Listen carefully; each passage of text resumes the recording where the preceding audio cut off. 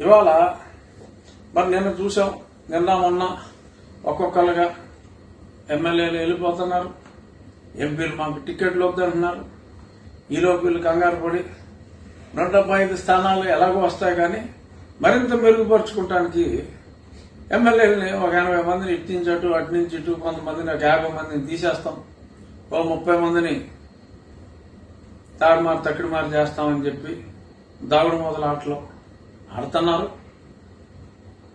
మరి అయినా గతంలో ఓ 3 నెలల క్రితం నేను చెప్పా, అరే డిపాజిట్లు కట్టకుండా తుక్కైపోతారు, ఓడిపోతున్నారు బాబు అని చెప్పాం. సరే, దానికి స్పందించాం. మరి ఎందుకు ఎవరో ఒకళ్ళిద్దరు తప్ప 150 మందిలో ఒకళ్ళిద్దరు తప్ప మేము కట్టమంటే మేము కట్టమన్నారు, అట్టుట్టు అన్నారు. ఇప్పుడు సరే కట్టపోయారులే అని చెప్పి చాలా మంది విషయంలో దారికి వచ్చారు. కొద్దిమందిని ఇది మారుస్తాం అన్నప్పటికీ కూడా వాళ్ళెవరో పోటీకి మార్చిన ప్లేసుల్లో పోటీకి సుముఖత వ్యక్తం చేయని వాళ్ళు కూడా ఎక్కువ అవుతున్నారని రెడీగా ఉన్న ఆఫీసులోనే సిద్ధంగా ఉన్న ట్రంప్ అవినాష్ని మళ్ళీ రిపోర్ట్ కొట్టమ్మా అని చెప్పి నెలకి సంవత్సరానికి 8.5 కోట్లు ఇస్తున్నారు టైమ్స్ నౌ. వాళ్ళే ఉంది, ఈ ట్రంప్ అవినాష్ గారి భార్య, ఆవిడకు ఒక సర్వే కంపెనీ ఉంది, అమ్మ ట్రంప్ కుట్టమ్మ ఒక సర్వే. జనాలు అసలు మనం డిపాజిట్ వద్దురా బాబు అని చెప్పి ఎగ్జామ్షన్ ఇచ్చినా సరే క్యాండిడేట్లు ఒప్పుకునే లేరు, అంచేత ఓ సర్వే కొట్టని చెప్పినట్టుగా ఉంది. ఇమీడియట్ గా వాళ్ళ సాక్షిలో ఫ్రంట్ పేజీలో సర్వే కొట్టారు. ఎలా అయితే 175 అన్నారో అలాగే 25కి 24 to 25 అంటే కనీసం ఒక 24, 25 కూడా వచ్చేయచ్చు అనే విధంగా వాళ్ళు ట్రంప్ అవినాష్ శ్రీమతి సర్వే ఒకటి శ్రీమతి భారతి గారి పర్యవేక్షణలో నడిచే సాక్షి దినపత్రికలో ప్రచురించుకోవడం జరిగింది. జనం నవ్వుతున్నారు ఆ సర్వే చూసి. ఏమయ్యా, సర్వేలు మాకు తెలుసు కదా, నువ్వు టైమ్స్ నవ్వు, ట్రంప్ ఈ సర్వేలు పెట్టేస్తే అన్న తింగరవల్ల జనాలు, మేము చేసామమ్మా సర్వే, నీకు వచ్చేది అది కాస్తో కోస్తో మార్పు వస్తే మీలో 3 ఎంపీ స్థానాలు వస్తాయి, 3 అది కూడా ప్రస్తుతం మీకు కాస్త కోస్త ఎడ్జ్ ఉన్నది. కొంచెం కడప, అది కూడా కంటిన్యూస్ ఫాల్లో ఉంది. రాజంపేట పెద్ద గ్యాప్ ఏమీ లేదు. ప్రస్తుతానికి అరకు అంతే, ప్రస్తుతానికి అవి కూడా పోయినా పోవచ్చు. కడప, రాజంపేట, అరకు స్లైట్ ఎడ్జ్ ఉంది, మిగిలింది విత్ హ్యూజ్ గ్యాప్ కొట్టేస్తారు. అసలు శ్రీకాకుళం నుంచి నెల్లూరు దాకా అయితే మధ్యలో అరకును మినహాయిస్తే ఇంకెక్కడ ఫైటే లేదు, వార్ వన్ సైడ్. సో అంత స్పష్టంగా సర్వేలు మా దగ్గర ఉన్నాయమ్మా, చాలా సైంటిఫిక్ గా చేసేవమ్మా. ఈ మీ సొంత సర్వేలు అసలు మరి మీకు టీం ఉంది, ప్రశాంత్ కిషోర్ టీము, రిషిరాజు టీము, మా రిషిరాజు రిపోర్ట్ ప్రకారం అని చెప్పుకోవచ్చుగా, మా ట్రంప్ అవినాష్ రిపోర్ట్ అని చెప్పుకోవచ్చుగా. ఆ టైమ్స్ లో పేరు వేసి పాప ఆయన బదనాం చేయడం తప్ప ఇంకేమీ లేదు. దీనివలన కేవలం పారిపోతున్న జనాల్ని ఆపటానికి చేస్తున్న మీ చిరు ప్రయత్నాన్ని చూసి ప్రజలు కాదులేండి, ప్రజలకు ఎలాగో తెలుసు, ఎమ్మెల్యేలు ఎవరో మళ్ళీ వెనక్కి వచ్చే ప్రసక్తి ఉండదు. అసలు అందరికన్నా ముందు లోగొట్టు పెరుమాళ గిరుక, అసలు వాళ్ళ పరిస్థితి ఏంటో ఎమ్మెల్యేలకు తెలుస్తుంది, కానీ ట్రంప్ అవినాష్కి ఏం తెలుస్తుంది?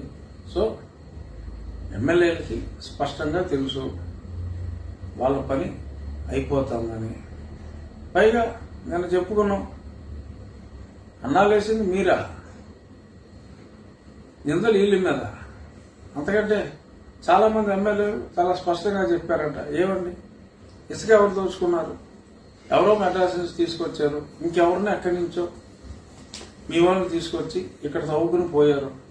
చెడ్డ మాకు, సొమ్ము మీకు. మట్టికి ఎవరో తెలంగాణ రెడ్డిని తీసుకొచ్చారు, ఇంకెవరినో తీసుకొచ్చారు. హోల్సేల్గా ట్యాక్సులు కలెక్ట్ చేసుకోమని చెప్పారు. తవ్వుకుంటాం, మీ పాలిగాలు తవ్వుకుంటున్నారు. ట్యాక్స్ కలెక్షన్ మీ వాళ్ళే, పక్క పార్టీలో ఉన్న, పక్క స్టేట్లో ఉన్న మీ వాళ్ళే కలెక్ట్ చేసుకుంటున్నారు. మధ్యలో మళ్ళీ మేము తినేసాము, మాకేదో చెడ్డ పేరు ఉందని. మాకు చెడ్డ పేరు రావడానికి ఏంటి? అసలు మేమేం చేసాం? మద్య నిషేధానికి మాకు సంబంధం ఉందా? సిపిఎస్కి మాకు సంబంధం ఉందా? నువ్వు మట్టిలో సొమ్ము కొట్టేయడానికి మాకు సంబంధం ఉందా? నువ్వు ఇసుకలో సొమ్ము కొట్టేయడానికి మాకు సంబంధం ఉందా?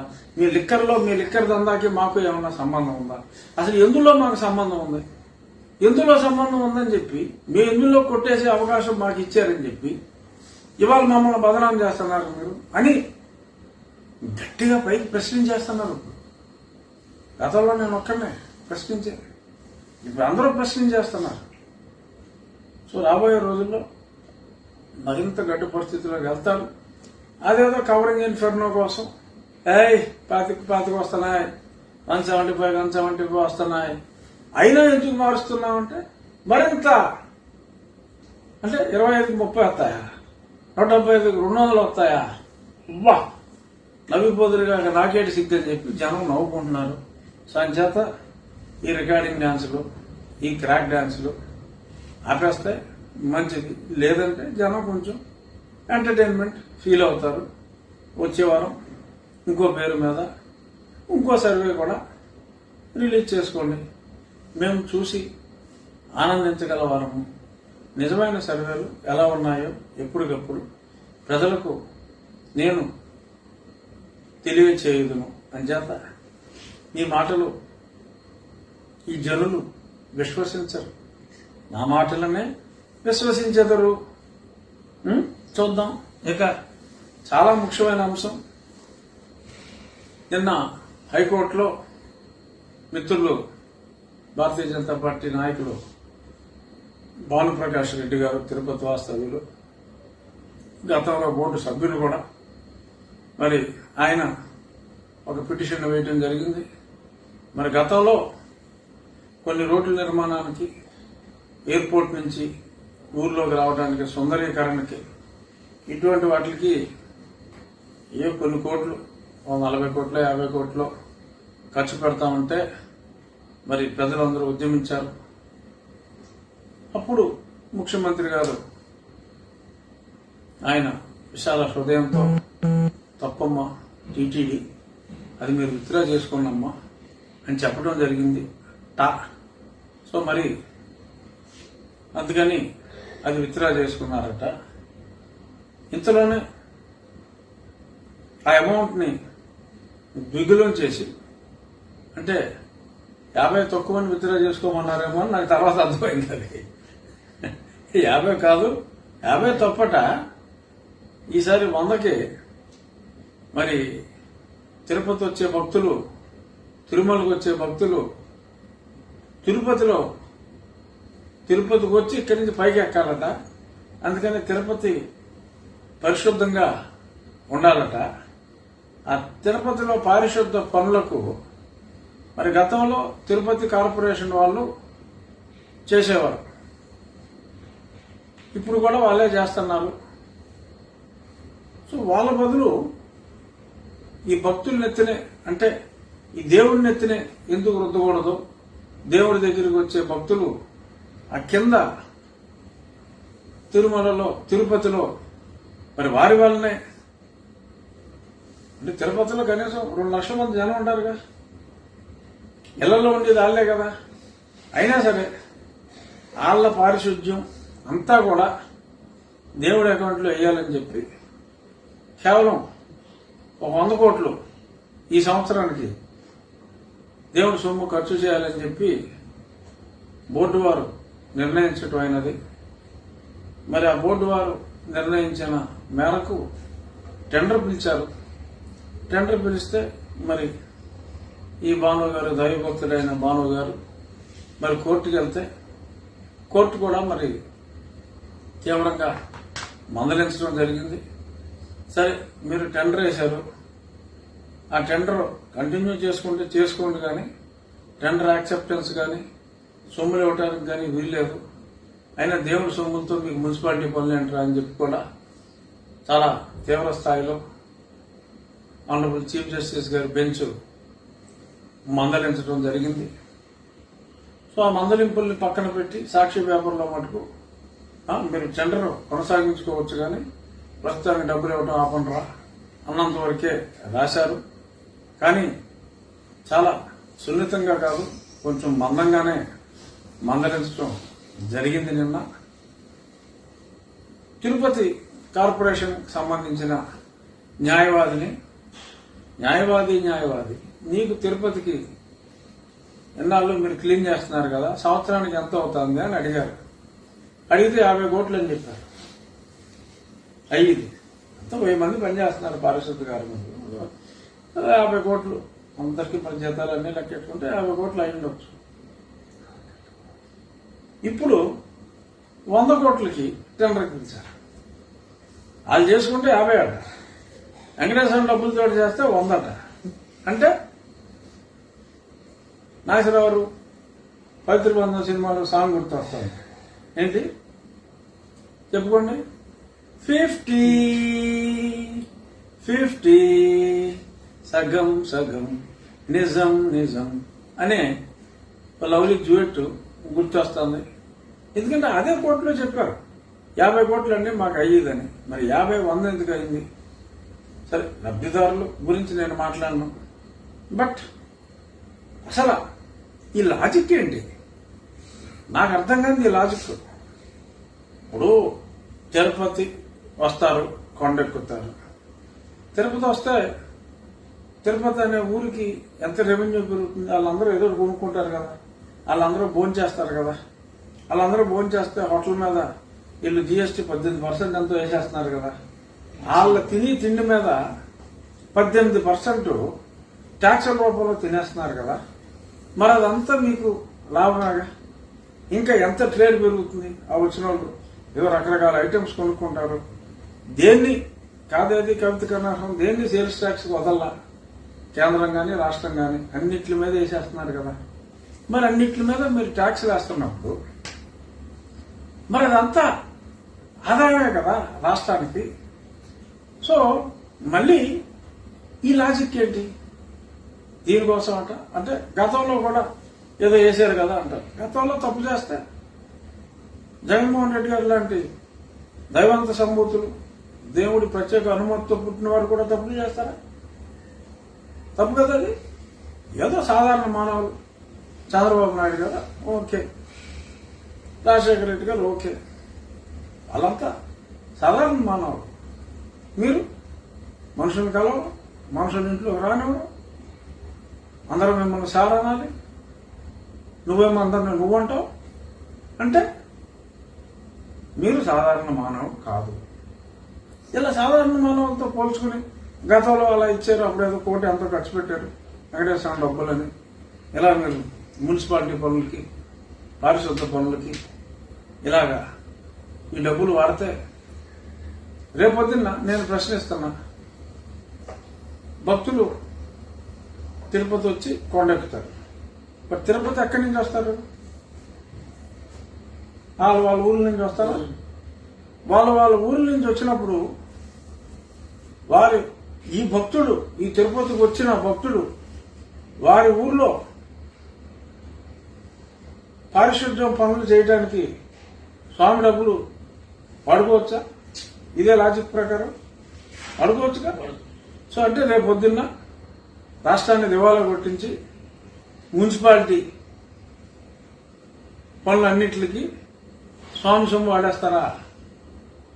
అలాగే భక్తులు ఎలా వస్తారు? చాలా మంది బస్సుల మీద, సొంత వెహికల్స్ మీద వస్తూ ఉంటారు కదా. ఎక్కడ చూసినా రాష్ట్రంలో రోడ్లన్నీ గోతులు పడిపోయింది కదా. సో స్వామిని చూసే భక్తుల సౌకర్యార్థం వారు రోడ్డు ప్రయాణంలో వచ్చేటప్పుడు వారికి గోతులు లేకుండా సునిశ్చితమైన ప్రయాణం కోసం కేవలం స్వామి భక్తుల కోసం ఆ గోతులు కప్పెడతానికి స్వామి డబ్బులు వాడితే తప్ప అని అనొచ్చుగా. సో రోడ్లు కూడా వెంకటేశ్వరం డబ్బులు వాడేస్తారు, మున్సిపాలిటీ పనులకి వెంకటేశ్వరం డబ్బులు వాడేస్తారు. సో ఇలా ఈ రకంగా మొత్తం స్వామివారికి భక్తులు కైంకర్యం చేసిన దాన్ని ఇలా రాష్ట్రానికి దివాలా కొట్టించి అక్కడ ఎంతో డిపాజిట్లు ఉన్నాయి అవన్నిటిని కరిగించి గతంలో ఒకసారి 5,000 కోట్లు ఎత్తాలని చూశారు, అప్పుడంతా గొడవ చేశాం, ఆగారు. సో అలా రకరకాల మోడల్స్ లో ముందు ధనికుడైన మా భగవంతుని పేదవాణి చేయటమే లక్ష్యంగా పెట్టుకున్నట్టుగా అనిపిస్తుంది. మరి దీనికి ఇటువంటి ఆలోచనలకి మరి ధర్మారెడ్డి గారు, కరుణాకర్ రెడ్డి గారు మరి ఎందుకు వారు నిరసన వ్యక్తం చేయట్లేదో అర్థం కావట్లేదు. ఎందుకంటే వారికి ఇటువంటి ఆలోచనలు వచ్చినాయని నేను అనుకోను.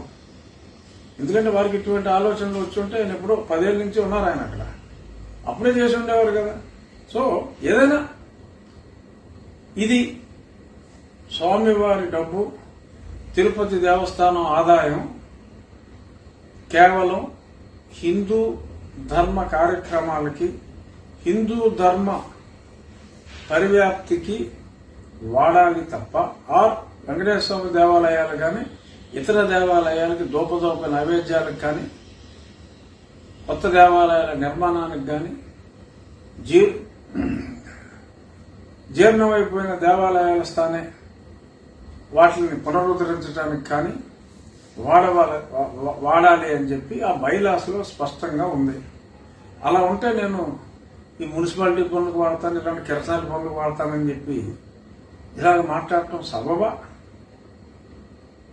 అని కోర్టు ప్రశ్నించింది. నేను ప్రశ్నిస్తున్నాను. ఈ విషయంలో మరి పార్టీ సపోర్ట్ ఎంతగా ఉన్నా లేకున్నా ఇండివిజువల్ గా పోరాడిన వ్యక్తుల్ని మనం అభినందించాలి. ఆ తిరుపతిలో నవీన్ కుమార్ రెడ్డి అనే ఒక ఆయన, ఈ భానుప్రకాష్ రెడ్డి గారు ఎటువంటి తప్పు జరిగిందని వారికి అనిపిస్తే వారు పోరాడుతున్నారు. కాస్త ముందు తెలిస్తే మేము కూడా మా వంతు పోరాటం, వెంకటేశ్వర స్వామి భక్తుడిగా మా వంతు పోరాటం కూడా మేము చేస్తాము. అసలు చెప్పాలి అంటే అసలు ఈ సాక్షాత్ అపర బ్రహ్మస్వరూపుడైన జగన్మోహన్ రెడ్డి గారికి నాకు ఇనీషియల్ గా వైరుధ్యానికి ఒక కారణం స్వామివారి ఆస్తుల్ని అమ్మాలనుకున్నప్పుడే వచ్చింది. దానికి నేను అబ్జెక్షన్ తెలియజేశా. ఎందుకంటే వాళ్ళు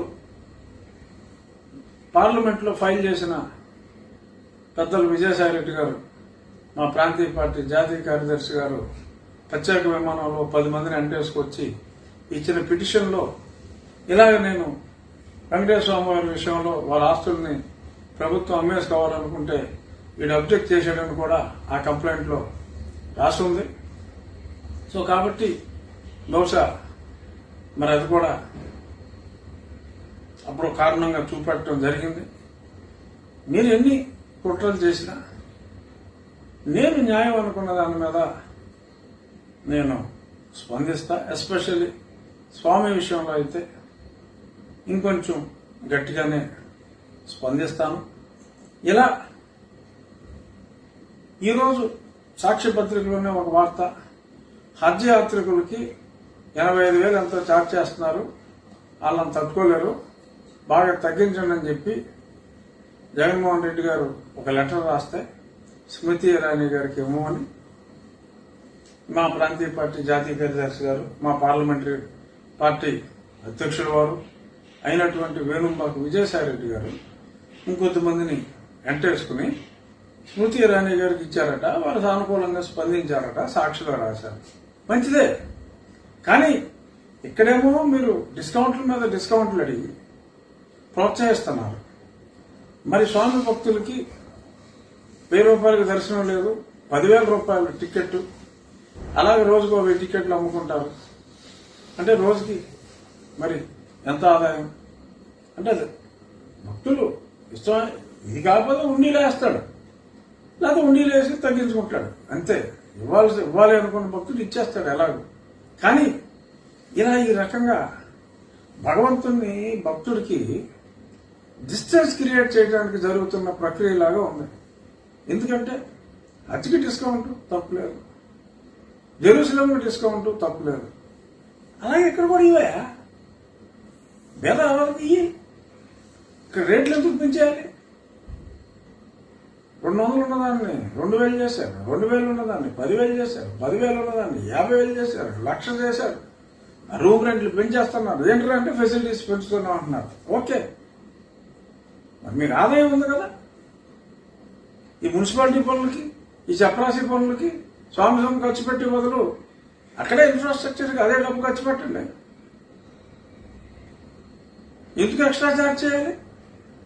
దేవుడు సొమ్మే కదా నువ్వు ఖర్చు పెట్టింది, దానికి మళ్ళీ నీకు రికవరీ కావాలా? అవసరం ఉంది. సో హిందూ ధర్మానికి మీరు ఖర్చు పెడతలేదని నేను అంటలా, కానీ దానికే ఖర్చు పెట్టాలి. ఈ మున్సిపాలిటీ పనులకి వేరే పనులకి ఖర్చు పెడుతూ ఉన్నది అది మంచి పద్ధతి కాదు. భగవంతుని భక్తుడికి దయచేసి దూరం చేయవద్దు. ఈ రకంగా మరి గతంలో అక్కడ రాముల వారికి శిరచ్ఛేదనం చేశారు. ఆ కేసు ఇప్పుడు తేలిందా? ఒక లెటర్ రాశారు, సిబిఐ మీరు టేకప్ చేసేయండి వచ్చని ఒక లెటర్ రాశారు. వాళ్ళు టేకప్ చేయనప్పుడు మీరు విచారించాలి కదా, మీరు ఎందుకు ఆపేశారు? అలాగే నా పక్క నియోజకవర్గం అంతర్వేదిలో రథం తగలెట్టారు. ఇది రాజమౌళి గారి స్ఫూర్తితో రాజమౌళి గారి సినిమాలో ఏక మర్డర్ చేస్తుంది. ఇక్కడ ఏదో తేలిటేకను ప్రవేశపెట్టారు. ఎవడో రాజమౌళి ఫ్యాన్లో ఉన్నాడు నాకులాగా, అది క్రియేట్ చేశారు. అలా ఆ రకంగా మరి ఎక్కడోనేమో ఎలకను ఉపయోగించారు. మరి ఈ ఐడియా రాజమౌళి గారు తీసుకోవాలేమో, ఏదైనా సినిమాలో ఎలకను ప్రవేశపెట్టారు. అలా ఒక చోట ఏక, ఒక చోట ఎలక, ఇంకో దగ్గర ఎవడో, ఇలా రకరకాల కారణాలు చెప్పారు తప్ప మరి సడన్ గా కొంతమంది పిచ్చి వాళ్ళ చేష్టలు ఉన్నారు. ఒకేసారి అన్ని ఎందుకు జరిగితే మరి మొత్తం తప్పని ఆగిపోయినాయి. ఎందుకు ఆగిపోయినాయి? పిచ్చి వాళ్ళందరూ పరంపదించారా? సో అందరికీ అర్థమైపోతుంది ఎందుకు మా భగవంతుడికి భక్తుడికి ఛార్జీలు పెంచేస్తున్నారు. ఎవరైనా భగవంతుడి దగ్గర కొంచెం స్వాంతన కోసం కష్టాలు అనేది ప్రతి మానవుడికి వస్తాయి. నాకు వస్తుంది, జగన్మోహన్ రెడ్డి గారికి వస్తుంది, అందరికీ వస్తుంది కష్టాలు వచ్చినప్పుడు స్వాంతన కోసం వారి మత విశ్వాసాల ప్రకారంగా, అన్ని మతాలు అల్టిమేట్ గా ఒకటే, వారి మత విశ్వాసాల ప్రకారం హిందువులు గుడికి వెళ్తారు. అయ్యా కాపాడు అని గుడికి వెళ్తారు. ఎప్పటి నుంచో గుళ్ళు ఉన్నాయి. ఆ గుడికి వెళ్తానికి మీరు కాస్ట్లీ చేసేసి ప్రతి దగ్గర టికెట్ రేట్లు పెంచేసి ఆ సొంత కొబ్బరికాయ ఆడు కొట్టుకుంటే ఆ కొబ్బరికాయ మళ్ళీ ఆ చెప్పులు మీరే అమ్ముకుంటారు కదా, మళ్ళీ కొబ్బరికాయ కొడతానికి మళ్ళీ టికెట్ ఇవ్వాల్సిన వాడు ఇస్తాడు, ఉండీలు వేస్తాడు. మరి ప్రతిదానికి టికెట్ ఇట్టేసి ఒక రకమైన డిఫరెంట్ ఫీలింగ్ ఎందుకు క్రియేట్ చేయాలి? ఎందుకు మా భగవంతుని మా నుంచి దూరం చేస్తున్నారని భక్తులందరూ ప్రశ్నిస్తున్నారు. మసీదులోకి వెళ్తే 5 పైసలు తీసుకోరే, చర్చిలోకి వెళ్తే 5 పైసలు తీసుకోరే, ఇక్కడే ఎందుకు ఈ రుసుములు? ఇవ్వాల్సిన వాడు ఇస్తాడు. చర్చికి వెళ్ళిన వాళ్ళు ఇస్తున్నారు. మీరు చెప్తున్నారు జగన్మోహన్ రెడ్డికి ఓటేయాలని చెప్పి మీ పాస్టర్ చెప్తున్నాడు. వీళ్ళు ఓకే యథాశక్తి ఇవ్వగలిగినోడు 10 రూపాయలు ఇస్తున్నాడు, లేనివాడు 50 రూపాయలు ఇస్తాడు, 100 రూపాయలు ఇస్తాడు. అంతేగాని అలా ఇస్తే పుచ్చుకోవాలి తప్ప అక్కడ హుండీలో వేసుకుంటారు. బట్ ఎంట్రీ టికెట్లు మసీదుల్లో లేవు, చర్చిల్లో లేవు. ఎంటర్ అయ్యాక వాళ్ళు కావాలంటే ఇచ్చుకుంటారు. అలాగే ఉండాలి ఎక్కడైనా కూడా. మరి ఈ రకంగా బలవంతంగా వసూలు చేయటం మరి ఎంతో మంది బాధపడుతున్నారు. ఇదంతా కూడా మరి ఆలోచించాలి. మరి హిందూ సంస్థలు అందరూ కూడా మరి ఈ విషయం మీద మనం చెప్పాలి. లేదు ఈ ప్రభుత్వం మారిన తర్వాత అయినా హిందూ ధార్మిక సంస్థలు అందరూ కూడా ఏకమై పెద్దల సూచన తీసుకోవాలి. ఎవరో మన చాగంటి వారు, హరిపాటి వారు, ఎందరో ఘనాపాట్లు ఉన్నారు, స్వామీజీలు ఉన్నారు, మంచి స్వామీజీలు ఉన్నారు. వాళ్ళందరూ సలహాలు, కంచిపేట, శారదాపేట అందరూ ఉన్నారు. వీళ్ళందరి సలహాలు తీసుకుని ఎలా భక్తుల్ని భగవంతుడికి దూరం చేయకుండా ఉండాలి అంటే ఎలా అనే దాని మీద ఆలోచించవలసిన అవసరం ఎంతైనా ఉంది. సో కాబట్టి చూద్దాం, డెఫినెట్గా ఈ విషయంలో మళ్ళీ కోర్టుకి ఈ సంజాయిషీలు తిరుపతిలో చాలా ఇన్స్టిట్యూట్స్ ఉన్నాయి, వెంకటేశ్వర స్వామికి సంబంధించిన ఇన్స్టిట్యూట్స్ ఉన్నాయి. ఆ ఇన్స్టిట్యూట్స్ అన్నీ అక్కడ ఉన్నాయి కాబట్టి 100 కోట్లు వేసేస్తున్నామని చెప్పి కోర్టులో ఓ దిక్కుమాల లాజిక్ చెప్పారు. అది న్యాయం. ఓకే, తిరుపతి యూనివర్సిటీ ఉంది, అదే వెంకటేశ్వర స్వామి ఖర్చుతో రన్ చేస్తున్నారు అనుకుందాం. సపోజ్ ఆ యూనివర్సిటీ క్లీనింగ్ మీరు చేసుకోండి. అంతేగాని తిరుపతి క్లీనింగ్ టెండర్లు పిలిచి 100 కోట్లు ఇచ్చేస్తానంటాం మంచి పద్ధతి కాదు. పెద్దలు కరుణాకర్ రెడ్డి గారికి, ఎందుకంటే నాకు ఎంతో సన్నిహితులు కరుణాకర్ రెడ్డి గారు, ధర్మారెడ్డి గారు కూడా, వారికి నా విజ్ఞప్తి, ఇటువంటి కేసులు వేసే అవకాశం మరి న్యాయస్థానం కూడా ఇటువంటి సునిశ్చిత విషయాల్లో దేవుడు అనేటప్పటికీ అందరూ కూడా భయపడతారు. సో ఇటువంటి సునిశ్చిత విషయాల్లో మరి తగు జాగ్రత్తలు తీసుకోవాలని ఈ పర్టికులర్ ఆర్డర్ ఏదైతే ఉందో వెంకటేశ్వర డబ్బులతో, భక్తులు ఇచ్చిన డబ్బులతో మున్సిపాలిటీ పనులు చేయించాలన్నా ఇలాంటి మున్సిపల్ ఆలోచనల్ని మీరు పక్కన పెట్టి అది విత్డ్రా చేసుకుని ప్రజల మన్ననలు పొందాలని కరుణాకర్ రెడ్డి గారికి, ధర్మారెడ్డి గారికి నా విజ్ఞప్తి. దయచేసి యూ కన్సిడర్ ఇట్. మళ్ళీ కోర్టుకి ఇది కొట్టేసి ప్రజల్లో మీరు పవిత్ర హృదయంతో సేవలు చేస్తున్నారని నేను విశ్వసిస్తున్నాను. కానీ ఇటువంటి విషయాలని భక్తులు హర్షించరు కనుక, భక్తులకి కావాల్సిందే ధర్మకర్తలుగా మీరు చేయాలి కనుక దయచేసి take it as an advice.